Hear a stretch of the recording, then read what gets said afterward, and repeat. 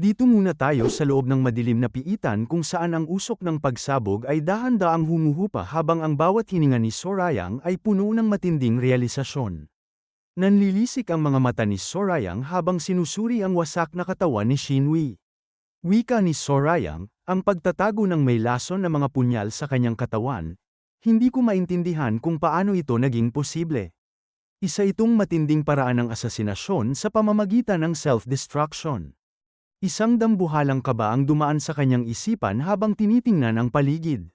Dagdag pa ng ating bida, inaasahan ko na sumabog ang mga nakatagong punyal sa loob ng kanyang katawan. Maaaring naging napakasama nito para sa ating dalawa.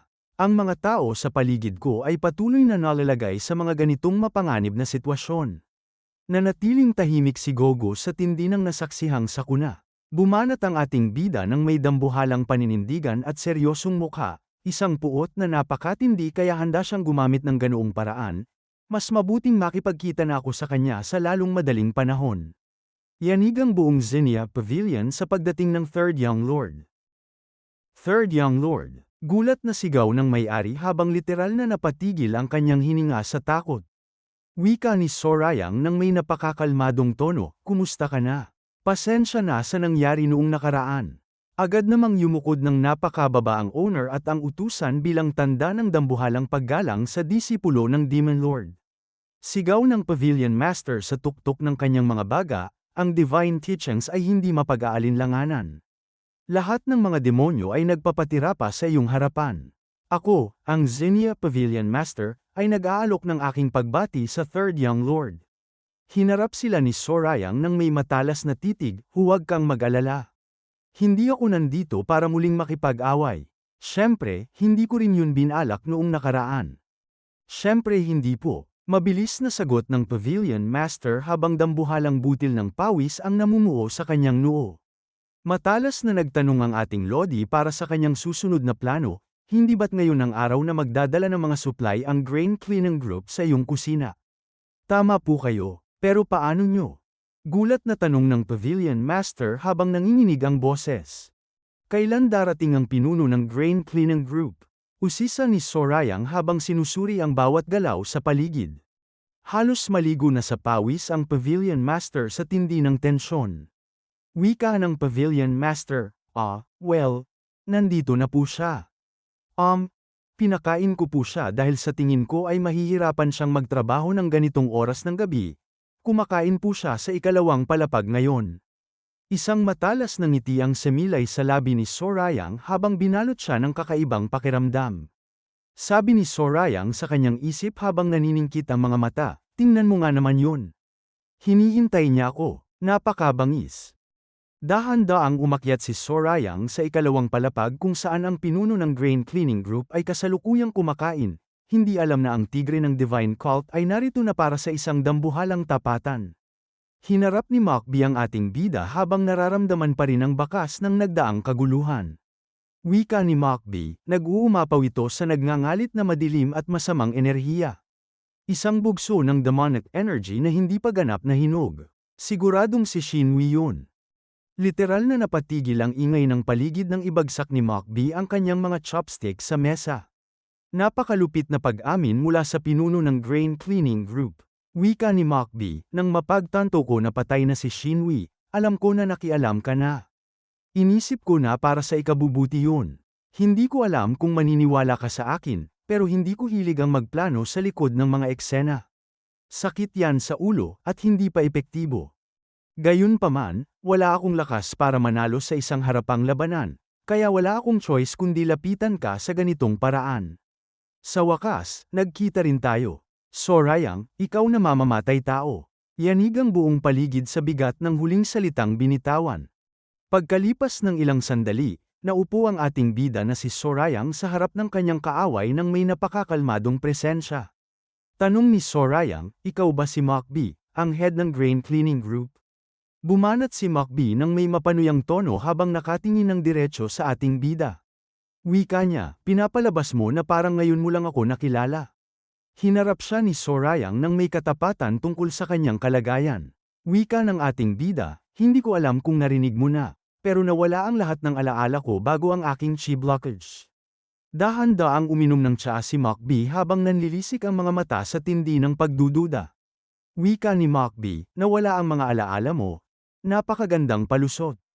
Pasensya na, pero hindi ako ang tipo ng tao na gagawa ng mga ganyang palusot, tipid na hirit ni Sorayang habang sinusuri ang bawat galaw ni Mokbee. Ngunit binitawan ni Mokbee ang isang dambuhalang hatol na yayanig sa konsensya ng ating bida. Wika niya, sa totoo lang, ganyan ka nga. Kahit ang isang kontrabidang isinilang mula sa lahat ng kasamaan sa mundo ay walang binatbat kumpara sa iyo. Kaya naman, hindi ako nagtitiwala sa iyo. Hindi ako naniniwala sa kahit anong sasabihin mo. Hindi nakapagsalita si Sorayang habang binalot sila ng isang nakabibinging katahimikan. Seryosong mukha ang tanging sagot ng ating Lodi habang ang pinello ay dahan-daang sumusunod paakyat sa ikalawang palapag. Mukhang ang paghaharap na ito ay magbubukas ng mga sugat ng nakaraan na mas masakit pa sa anumang sugat mula sa espada. Hinarap ni Mokbee ang ating bida nang may napakalamig na titig habang sinusuri ang bawat detalye ng kanilang tapatan. Wika ni Mokbee, nandito pala at kasama mo ang Penal Law Hall Master. Kaya alam mo pala na sinusubukan naming gamitin ang First at Second Young Lord para patayin ka. Ikaw din ba ang dumaan sa templo kung saan namin kinukolekta ang mga punyal? Oh, tipid na sagot ni Sorayang habang nananatiling kalmado ang kanyang presensya. Napakalupit na realisasyon mula kay Mokbee. Wika niya, kaya pala ang pagpapakalat ng tsismis na ang Penal Law Hall Master ay ang unang disipulo ng Demon Lord ay isa ring bitag na inilatag mo. Ang mga pasilidad ba ng Divine Cult ay nasa ilalim na ng iyong utos? Katapusan na ng Heavenly Demon Divine Cult kung ganun. Hinarap siya ni Sorayang nang may napakaseryosong mukha. Wika ng ating bida, naintindihan ko na sinusubukan mo akong patayin sa anumang paraan. Wala akong maalala sa nakaraan, pero wala rin akong balak na talikuran ang mga ito. Naiintindihan ko ang iyong galit, kaya itigil mo na ang ginagawa mo ngayon. Dahan-daang nagbuhos ng tsaa si Mokbee habang binalot sila ng isang nakabibinging katahimikan. Wika ni Mokbee, bakit ko gagawin yun? Hindi, bago yan. Alam mo ba talaga kung ano ang gusto ko? Ito ang aking una at huling suhestyon, bumanat si Sorayang nang may dambuhalang paninindigan. Yanig ang buong mesa nang biglang magpakawala ng kanyang chi si Mokbee sa tindi ng galit. Sigaw ni Mokbee, suhestyon. Literal na bumaha ang tsaa sa ibabaw ng mesa sa tindi ng kanyang nagngangalit na enerhiya. Dagdag pa niya, wala ka sa posisyon para magmungkahi na itigil ko ang ginagawa ko. Well, alam ko naman na ganitong klaseng lalaki ka talaga. Hinarap niya si Mokbee nang walang kaba at winika, ibinibigay ko sa iyo ang pagkakataong ito dahil isinasaalang-alang ko ang iyong galit at ang aking mga pagkakamali. Isuko mo ang iyong sarili. Napakabangis na ultimatum mula sa ating bida. Isang nakakangilabot na tawa ang pinakawalan ni Mokbee habang nanlilisik ang kanyang mga mata sa tindi ng paghamon. Wika ni Mokbee, paano kung ayaw ko? Sa isang iglap, literal na nawasak ang tasa ng tsaa. Nagpakawala ng dambuhalang chi si Mokbee na nagresulta sa pagkawasak ng mesa sa tindi ng kanyang kapangyarihan. Mabilis na binunot ni Gogo ang kanyang espada at sumigaw ng may awtoridad. Wika ni Gogo, itigil mo yang demonic energy mo. Ngunit bumasag ang napakalamig na boses ng ating bida na si Sorayang. Sigaw ni Sorayang, Penal Law Hall Master, hinto. Dito na idiniin ni Gogo ang kanyang espada sa leeg ni Mokbee habang ang bawat segundo ay puno ng panganib. Hinarap ni Gogo ang ating bida ng may seryosong boses. Tanong ni Gogo, bakit mo ako pinatitigil, Third Young Lord? Binitawan ni Sorayang ang isang dambuhalang revelasyon na yayanig sa kanilang tapatan. Wika ni Sorayang, mayroong 5 martial masters na nakastandby sa layong 30 metro mula sa Xenia Pavilion. Itinataya ng mga taong ito ang kanilang buhay para rito. Magpapasabog sila ng sarili sa sandaling magkamali ang kanilang plano. Sila ay nasa peak realm, hindi katulad ni Shinwi. Humanga si Mokbee sa tindi ng pandama ng ating bida. Wika ni Mokbee, hindi na ako mag-e-expect ng mas mababa mula sa isang tao na nakarating na sa Ultimate Demon Realm. Hindi ko akalain na mayroon pang ibang tao maliban sa Demon Lord na may kakayahang makakita sa kanilang stealth techniques. Bumanat si Gogo nang may kumpiyansa. Wika ni Gogo, sabi mo ay 30 metro ang layo nila. Madali lang natin silang maiiwasan kung ganoon. Ngunit ang ating bida ay may napakalalim na konsiderasyon para sa mga inosente. Wika ni Sorayang, pero hindi lang tayo ang nandito. Ang Zinnia Pavilion Master at ang mga manggagawa rito ay maaaring masaktan. Literal na napatigil ang mundo ni Macbee sa tindi ng gulat. Wika ni Macbee, ano? Nagbago ka na nga talaga. Naiiyak ako. Hindi ko akalain na mag-aalala ka sa iba. Seryosong nag-utos ang ating bida ng may dambuhalang presensya. Wika ni Sorayang, paalisin mo ang mga taong yan. Huwag mo silang idawit dito. Wika ni Macbee, hayaan mong sabihin ko sa iyo ang isa pang bagay. Nagpadala rin ako ng mga tao sa iba pang successor candidates. Sa sandaling makarating sa kanila ang aking iniisip, ang iyong mga martial siblings ay tapos na rin. Yanig ang buong lugar sa tindi ng rebelasyon. Literal na napatigil ang hininga ni Sorayang sa tindi ng hilakbot. Sigaw ng ating bida ng may pighati, wala silang ginagawang masama. Ang dalawa sa kanila ay mga bata pa. Napakabangis. Nanginginig ang kamao ni Macbee habang mahigpit itong nakakuyom, handa na para sa isang madugong tapatan na yayanig sa buong divine cult. Literal na sumabog ang matinding pighati at puot mula sa puso ni Macbee. Sigaw ni Macbee ng may nanginginig na boses, mga bata. Kung ganoon, ano ba talaga? Ano ba talagang ginawa mo sa aking batang anak? Napakalupit na revelasyon mula sa madilim na nakaraan. Ipinagpatuloy ni Macbee ang kanyang sambat habang nanlilisik ang mga mata sa tindi ng galit, pinatay mo ang aking asawa, ang aking mga magulang, at ang aking anak. Hindi lang ang pamilya ko. Nilipol mo ang hindi mabilang na mga pamilya na kapareho ko ng apelyido.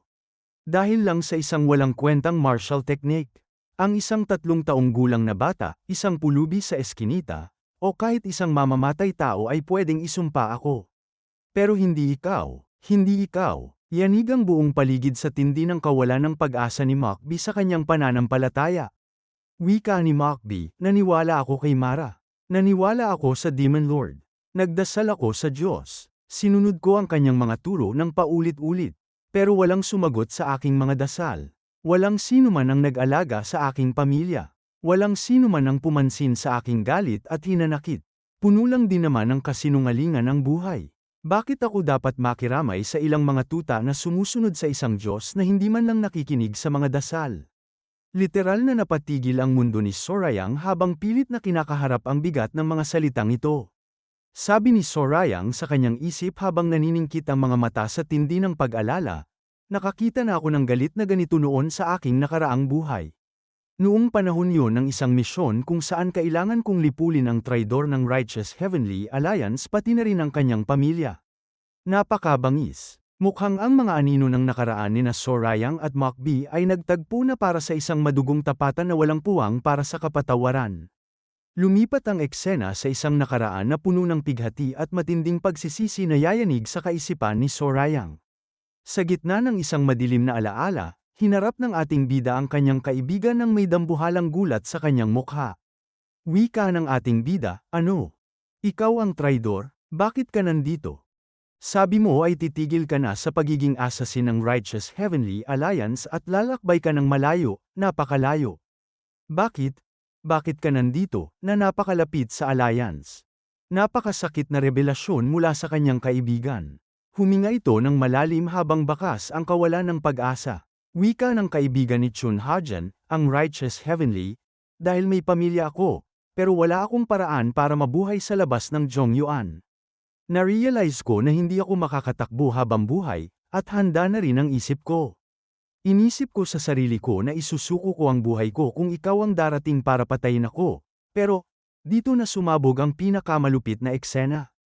Literal na humagulgol ang kaibigan ng ating bida habang yakap-yakap ang bangkay ng kanyang sariling anak. Sigaw niya sa tuktok ng kanyang mga baga, kailangan mo rin bang patayin ang anak ko?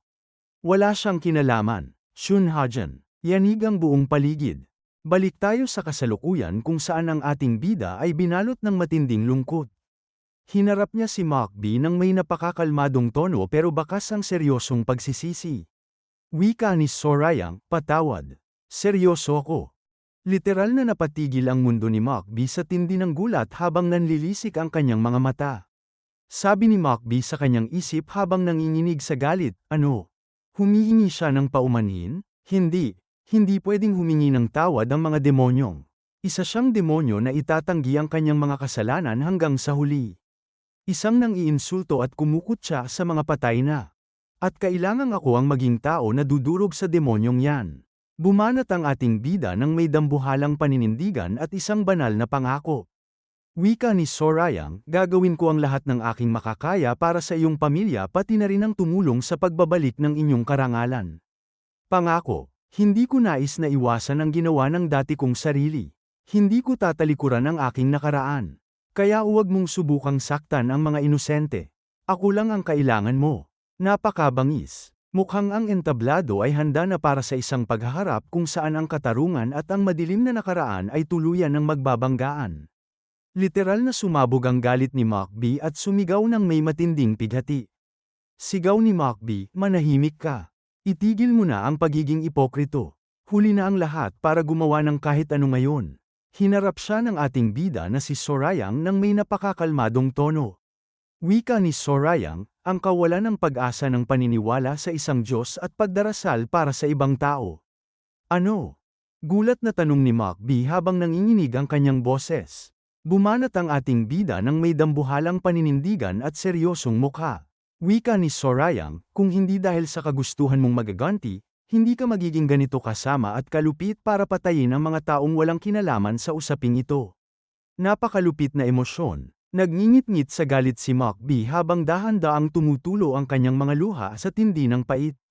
Wika ni Macbee, nakakasuka kang panoorin na magsalita na parang alam mo ang lahat tungkol sa akin. Nakakadiri. Lilipulin ko ang lahat ng gusto at pinapahalagahan mo. Ano man ang sabihin mo. Hinarap siya ni Sorayang ng may matalas na titig para gisingin ang kanyang konsensya. Wika ni Sorayang, hindi mo ba alam na kung papatayin mo ang mga taong walang kinalaman dito, ikaw din ay magiging kasing sama na katulad ko? Literal na napatigil at nanginginig si Macbee sa tindi ng realisasyong ito. Sabi ni Macbee sa kanyang isip habang naniningkit ang mga mata sa tindi ng internal crisis, biktima lang ako. Naghihiganti lang ako. Karapat-dapat akong magaganti. Iba ako sa'yo. Mas mabuti ako sa'yo. Hindi ako katulad mo. Hindi ko na siya kayang pakinggan pa. Bumanat muli si Macbee ng may nanginginig na boses. Tanong ni Macbee, humihingi ka ng paumanhin? Yanig ang buong lugar nang mapansin ni Sorayang ang pagbabago sa paligid. Sabi ni Sorayang sa kanyang isip habang nanlilisik ang mga mata sa tindi ng obserbasyon, ano? Ang daloy ng kanyang chi na pinapanatili ng kanyang galit ay biglang nagbago.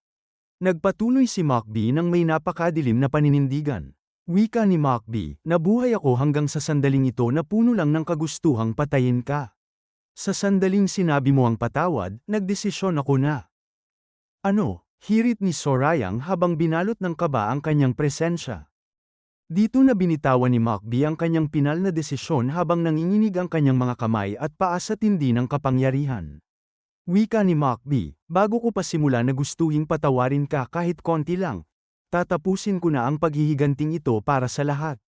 Napakabangis. Isang luha ang pamatak mula kay Macbee habang ang kanyang buong katawan ay nagsisimulang magliwanag ng nakakasilaw. Sa isang iglap, isang dambuhalang pagsabog ang yumanig sa buong pavilion na tila wawasak sa lahat ng bagay sa paligid. Maraming salamat sa panunood. Kung nag-enjoy kayo, click nyo naman ang like button at mag-subscribe para lagi kayong updated sa mga uploads namin.